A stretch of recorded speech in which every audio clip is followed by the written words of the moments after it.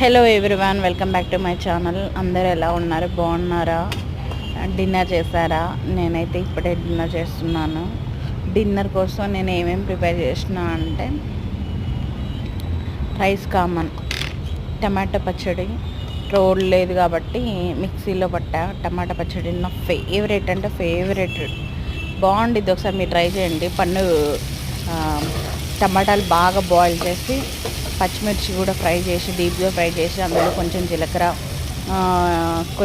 ఒక 2 వెల్లిపాయలు వేసి ఫ్రై చేసుకొని అందులో మిక్సీలో వేసేసి కొంచెం సాల్ట్ వేసి మిక్సీ పెడితే అంతే, వెరీ సింపుల్.